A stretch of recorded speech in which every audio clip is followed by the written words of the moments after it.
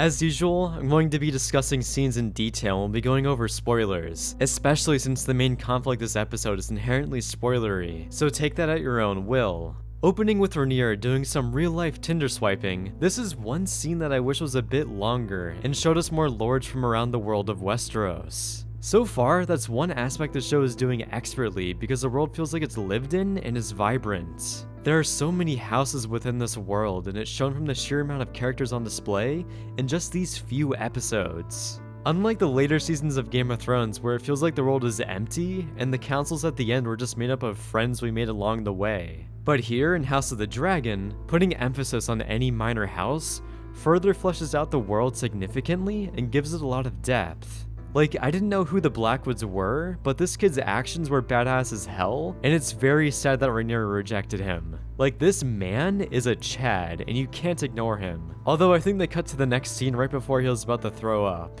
I also love the fact that we don't see the initial stab, and we're left to assume that the kid probably died, only to reveal that he surprisingly rolled the bully. That and this scene reestablishes the awkward conflict of marrying someone drastically out of your age bracket, which is further explored in the rest of the episode. So overall, a very effective introductory scene.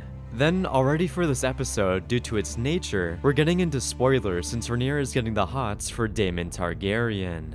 It really goes to show that Rhaenyra is obsessed with him since he literally dive bombs her boat like a douchebag, and she is still getting googly eyes for him. And before talking about their complicated dynamic, the throne room scene where Daemon essentially flaunts around as a badass and tries to cement himself as a noble hero was pretty cathartic. I love how the creators wrote this scene where there's a ton of tension, and they draw this out with Viserys being deadpan and slowly approaching Daemon. You really don't know where the direction of the scene is going, and it's pretty surprising that Daemon had no ill intent, on the surface at least. Also, in this scene, I love the mirroring that they are doing between Otto Hightower and Littlefinger. Him scouring on the side of the court and staring down people reminds me heavily of Littlefinger in Winterfell. Which, on the subject of Otto Hightower, Rhys Ifan does so much with so little dialogue. If you think about it, almost all of it is just exposition and relaying information, but yet, he's one of the most engaging characters in the show so far. I think this is due to the fact of Rhys Ifan's amazing delivery of every line that feels meticulously planned and crafted.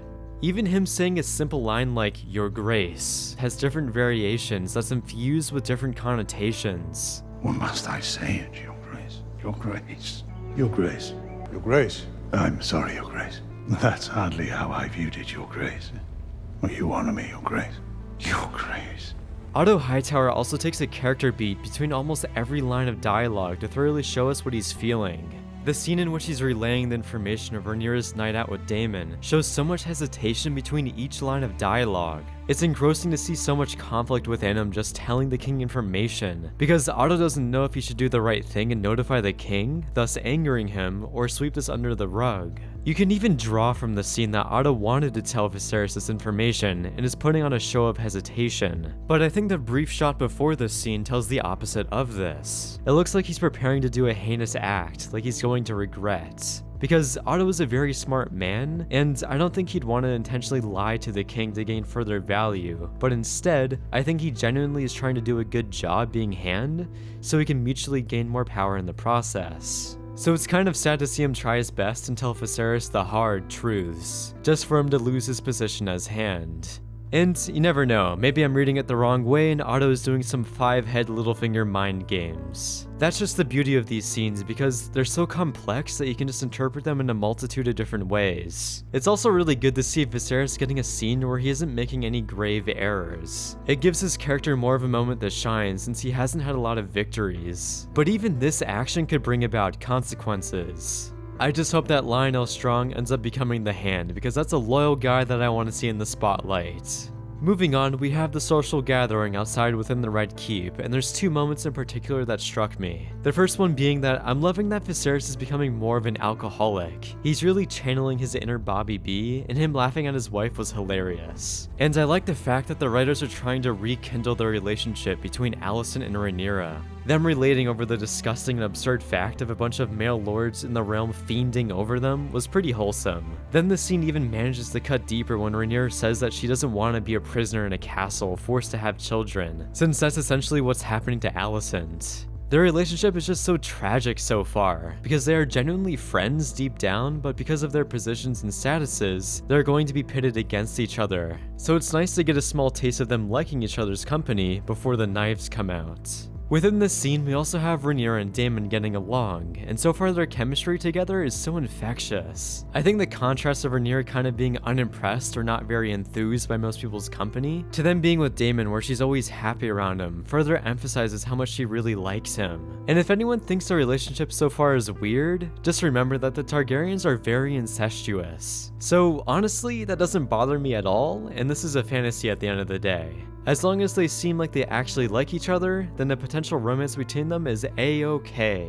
Which leads into their little adventure at night. This scene actually did a lot that I loved. Firstly, in just 1 minute of Rhaenyra and Daemon walking down a street in King's Landing, the portrayal of the city feels so much more real and vibrant than anything that was shown in the last few seasons of Game of Thrones. Because in Game of Thrones, King's Landing became extremely shallow and lost all of its character, and just became a mindless crowd who ironically supported Cersei despite her killing thousands of innocents. Lost was all the grimy characteristics and the rough edges of the population. However, in House of the Dragon, the creators show copious amounts of details, and even the play scene was a welcomed addition. Initially in Game of Thrones, I didn't really care much for the play scenes in Season 6, because it felt more like filler, but that isn't the case for this scene. Because the play shows the perspective the common people have about Rhaenyra becoming queen right in front of her. It's a lot more relevant than just recapping the events of the show thus far in a comedic way, but instead, twisting that knife of conflict of succession into the heart of Rhaenyra. Then this leads into Daemon and Rhaenyra getting a little frisky, which to me, the scene was a little contrived. I know Rhaenyra had a bit to drink despite it not really being clear how drunk she was, which she didn't seem that drunk, but she should be smarter than wanting to have sex with Daemon in public. Because this event sets forth a lot of major conflict, and any whiff of it not coming across as natural, and was forced to happen by the writers, will feel like it invalidates the coming scenes. I can see why she made these mistakes because of her alcohol consumption, but I feel like they should have made that fact more clear, that she was actually under the influence and wasn't herself. Because even the scene after this where she has sex with Sir Criston Cole, which, my guy, she seems more sexually frustrated and teased, which drove her to wanting to do that, instead of the alcohol, or it's really just a combination of both.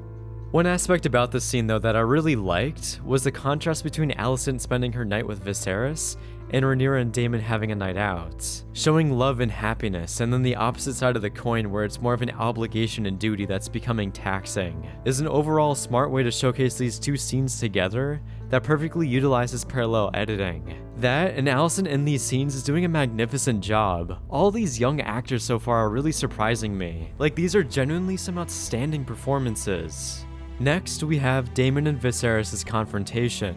The blocking of the scene where Daemon is just on the ground as Viserys is looming over him is great. It immediately shows the power dynamic and Viserys is actually being menacing for once, which this episode is showing him as being more fierce, which is nice to see since he's normally pretty soft. In the scene though, it's revealed that Daemon was actually making a play for the throne and lies that he had sex with Rhaenyra. It turns an already complex situation and evolves into a surprising revelation that Daemon was just manipulating Rhaenyra this whole time. His plan of trying to soil Rhaenyra to devalue her for marriage isn't very smart because Viserys can easily just deny it and outcast Daemon. But this whole scenario is still juicy nonetheless. Hopefully though, this acts as more of a character building moment for Rhaenyra and her being more resilient to being manipulated in the future. Daemon's revelation also offers more context within the rest of the episode, and is probably why Daemon was on such good behavior with his brother earlier. I always love scenes that change the way you view the prior ones, and make you want to go back and watch them. Then the ending of the scene is golden, where Daemon after failing just goes to sleep on the floor because he's hungover. I love that man so much. For the final scene I want to talk about, we have Rhaenyra and Viserys' talk about potential things that happen in the bump of the night. I like how each episode so far is a climactic confrontation of sorts between Rhaenyra and Viserys. This time though, Viserys is kind of on his hot streak of being menacing, and he even kind of scares and unsettles Rhaenyra at the start of the scene.